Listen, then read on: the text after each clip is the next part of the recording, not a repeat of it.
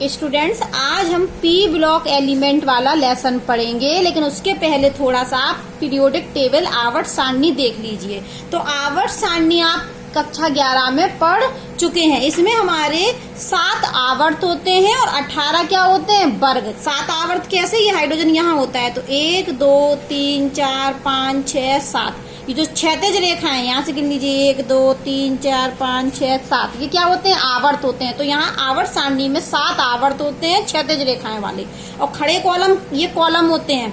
तो ये इनको बोलते हैं हम वर्ग। 1 2 3 4 5 6 7 8 9 10 11 12 13 14 15 16 17 18। तो आवर्त सारणी में 18 वर्ग और 7 आवर्त होते हैं, ये आप पढ़ चुके हैं। और ब्लॉक कितने होते हैं, 4। ये पहला और दूसरा आवर्त, ये पहला और दूसरे आवर्त को क्या बोलते हैं, एस ब्लॉक। ये क्या है, एस ब्लॉक, ये दोनों, ठीक है। और ये पूरा क्या है हमारा, पी ब्लॉक। और एस और पी के बीच में क्या होता है, डी ब्लॉक। और ये नीचे क्या होता है, एफ ब्लॉक। इसमें लेंथेनाइड और एक्टिनाइड सीरीज होती है। ये आप डिटेल में आवर्त सारणी पढ़ चुके हैं। तो आज हमारे लेसन है पी ब्लॉक। तो हमें पूरी आवर्त सारणी से मतलब नहीं है, लेकिन हम किसकी बात कर रहे हैं, पी ब्लॉक तत्व पढ़ने हैं। और पी ब्लॉक तत्व में भी होते हैं बोरोन परिवार है, कार्बन परिवार है, नाइट्रोजन परिवार है, ऑक्सीजन परिवार है, हेलोजन परिवार है और अक्रिय गैस नोबल गैस परिवार है। तो ये कितने परिवार हैं, 1 2 3 4 5 6, जिसमें आप बोरोन परिवार और कार्बन परिवार कहाँ पढ़ चुके हैं, कक्षा 11 में पढ़ चुके हैं। बोरोन और कार्बन परिवार के तत्व इस 13 ग्रुप और 14 ग्रुप को आप कक्षा 11 में पढ़ चुके हैं। तो आप पी ब्लॉक एलिमेंट में कक्षा 12 में हमें 15वां ग्रुप, 16वां ग्रुप और 17वां और 18वां ग्रुप पढ़ना है। तो आप जानते हैं कि पी ब्लॉक में कितने ग्रुप होते हैं, 13 से 18 तक, ठीक है। पी ब्लॉक में कितना ग्रुप होता है, 13 से 18 तक। और 13 और 14 ग्रुप का अध्ययन हम कक्षा 11 में कर चुके हैं। अब हमको 15, 16, 17 और 18 का अध्ययन करना है। तो सबसे पहले हम 15 का अध्ययन करेंगे, फिर 16 का, फिर 17 का, फिर 18 का, ठीक है। और अब ये देखिए आप, तो पी ब्लॉक के तत्व आवर्त सारणी में, पी ब्लॉक के तत्व आवर्त सारणी में वर्ग 13 से 18 में रखे गए, ये बात मैंने बोली थी। और इनका जो समान इलेक्ट्रॉन, एक बात और सुन लीजिए कि पी ब्लॉक में जो तत्व रखे गए हैं उनका अंतिम इलेक्ट्रॉन पी ऑर्बिटल में प्रवेश करता है, और एस ब्लॉक में जो तत्व रखे गए हैं उनका अंतिम इलेक्ट्रॉन एस ऑर्बिटल में प्रवेश करता है, और डी ऑर्बिटल वाले तत्वों का अंतिम इलेक्ट्रॉन डी ऑर्बिटल में प्रवेश करता है। और यहाँ जब अंतिम इलेक्ट्रॉनिक विन्यास हम भरेंगे तो अंतिम इलेक्ट्रॉन कहाँ जाएगा, एफ ऑर्बिटल में। इसी के आधार पर इनको S P D F block में बांटा गया है। तो हम जानते हैं कि पी ब्लॉक में 13 से 18 वर्ग रखे गए हैं। तो 13 ग्रुप और 14 ग्रुप हम कहाँ पढ़ चुके हैं, क्लास 11 में। तो क्लास 12 में कौन कौन से ग्रुप का अध्ययन करना है, 15, 16, 17 और 18। और ये लिख दिया मैंने 15 ग्रुप, 16, 17, 18 इनके एलिमेंट लिख दिए। 15 ग्रुप में क्या क्या होता है, नाइट्रोजन, फॉस्फोरस, आर्सेनिक, एंटीमनी और बिस्मथ। ग्रुप 16 में ये होते हैं, ग्रुप 17 में ये तत्व होते हैं, ग्रुप 18 में ये तत्व होते हैं। इनके सबके नाम आप जानते हैं। तो पी ब्लॉक जो तत्व होते हैं उनका समान इलेक्ट्रॉनिक विन्यास होता है NH2 और Np1 to 6, मतलब लास्ट इलेक्ट्रॉन, अंतिम इलेक्ट्रॉन कहाँ भरा जाएगा, पी ऑर्बिटल में। तो 1 भी हो सकता है पी में, 2 भी हो सकता है, 3 भी हो सकता है, 4 भी हो सकता है, 5 भी और 6 भी हो सकता है। अभी हम इनके इलेक्ट्रॉनिक विन्यास जब बनाएंगे तब आपको ये समझ में आ जाएगा। तो ग्रुप 15 में ये तत्व पाए जाते हैं, ग्रुप 16 में ये oxygen, sulphur, selenium, tellurium, polonium. और ग्रुप 17 में फ्लोरीन, क्लोरीन, ब्रोमीन, आयोडीन, एटेटाइन। और यहाँ पर ये ग्रुप 18 में helium, neon, organ, krypton, xenon, radon. Helium ऊपर क्यों लिखा, क्योंकि ये है दूसरा आवर्त। ये कौन सा आवर्त के तत्व है, दूसरा। ये तीसरे आवर्त की, ये चौथे आवर्त की, ये 5वें आवर्त की, 6वें आवर्त की। और हीलियम कौन सा था, फर्स्ट आवर्त का, इसलिए इसको हीलियम को ऊपर लिखना है, क्योंकि इसका परमाणु क्रमांक 9 होता है, फिर इसका 10 होता है। तो हीलियम यहाँ से नहीं लिखना था, इसलिए मैंने ये काट दिया, हीलियम यहाँ से जो लिखा था। तो हम आप नॉर्मल पहले तो पढ़ते हैं कि आवर्त सारणी में क्या होता है।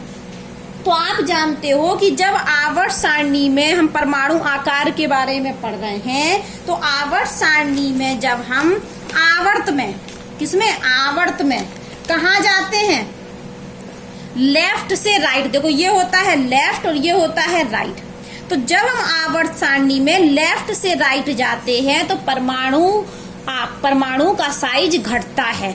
और जब हम वर्ग में, आवर्त में लेफ्ट से राइट, आवर्त थे ना ये, तो लेफ्ट से राइट जाने पर आकार घटता है। लेकिन अब करें हम वर्ग में बात, तो वर्ग क्या होता, ये होता। तो वर्ग में ऊपर से नीचे आने पर आकार बढ़ता है। क्यों बढ़ता है? क्योंकि कक्षा बढ़ती जा रही। लिथियम में कितनी कक्षा है? ये 2 कक्षाएं होती हैं लिथियम में, जबकि सोडियम में कितनी कक्षाएं होती हैं? 3। अब कैसे पता चला कि लिथियम में 2 कक्षाएं होती हैं? लिथियम का इलेक्ट्रॉनिक विन्यास कितना होता है? 3। परमाणु क्रमांक कितना होता है? 3। तो इसका बना दीजिए 1s2 और 2s1। तो इसमें पहली कक्षा में कितने इलेक्ट्रॉन है? 2, ये लिख दीजिए 2। और दूसरी कक्षा में कितने इलेक्ट्रॉन है? 1। तो कितनी कक्षाएं हैं? 2 ही तो कक्षाएं, 1 और 2। पहली कक्षा ये 2 इलेक्ट्रॉन लिथियम का, और ये दूसरी कक्षा जिसमें 1 ही इलेक्ट्रॉन है। लिथियम में कितनी कक्षाएं हैं? 2। अगर हम सोडियम का बनाए तो सोडियम का होता है 11। तो इसका इलेक्ट्रॉनिक विन्यास होता है 2, 8, 1।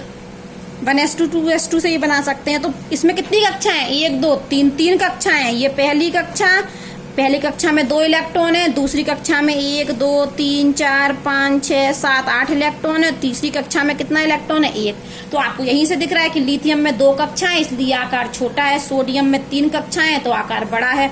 तो जब ध्यान से सुनिए, जब हम वर्ग में ऊपर से नीचे आते हैं तो परमाणुओं का आकार बढ़ता है, क्योंकि नई कक्षा बनती जा रही है। कक्षा बनने से क्या हो रहा है? परमाणु का साइज बढ़ रहा है।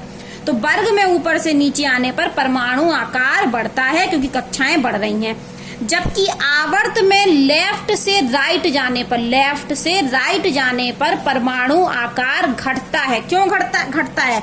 क्योंकि परमाणु क्रमांक यहाँ बढ़ रहा है, तो यहाँ पर प्रोटोनों की संख्या भी बढ़ रही है। किसकी संख्या बढ़ रही है? प्रोटोनों की। तो नाभिकीय आवेश बढ़ रहा है। बीच में क्या होता है? नाभिक। इनके बीच में, सबसे बीच में क्या होता है? नाभिक। और नाभिक के चारों तरफ कक्षाएं होती हैं। तो नाभिकीय आवेश बढ़ रहा। तो नाभिक इलेक्ट्रॉन को क्या करेगा? अपनी तरफ खींचेगा। जितना ज्यादा नाभिकीय आवेश होगा, वो बाहरी इलेक्ट्रॉन को उतने टाइटली पकड़ के रखा होगा, खींच रहा होगा। तो आकार क्या हो जाएगा? कम। और यदि नाभिकीय आवेश कम होगा तो इससे दूरी बढ़ जाएगी, क्योंकि नाभिकीय आवेश ज्यादा होगा तो इसको खींच के रखेगा, तो दूरी क्या होगी? कम। और दूरी कम होने की त्रिज्या कम हो रही, मतलब आकार कम हो रहा है। तो आवर्त में जब हम लेफ्ट से राइट जाते हैं तो परमाणु क्रमांक बढ़ने के साथ साथ नाभिकीय आवेश बढ़ता है, और नाभिकीय आवेश बढ़ने से परमाणु आकार घटता है। और ये सब हम डिटेल में कहाँ पढ़ चुके हैं? कक्षा 11 में पढ़ चुके हैं। तो हम यहाँ पर शॉर्टकट में लिख देते हैं कि परमाणु आकार लेफ्ट आवर्त में कहाँ लेफ्ट टू राइट, मतलब हम इस ऐसे डायरेक्शन में बढ़ रहे हैं, तो क्या होता है? घटता है। क्या होता है? घटता है। क्यों घटता है? क्योंकि नाभिकीय आवेश बढ़ता है। और वर्ग में बात करें तो वर्ग में ऊपर से नीचे आने पर परमाणु आकार बढ़ता है। ठीक है? परमाणु आकार आवर्त में लेफ्ट से राइट जाने पर घटता है, और जबकि वर्ग में ऊपर से नीचे आने पर बढ़ता है, क्योंकि यहाँ कक्षाएं बढ़ती हैं, इसलिए आकार बढ़ता है। और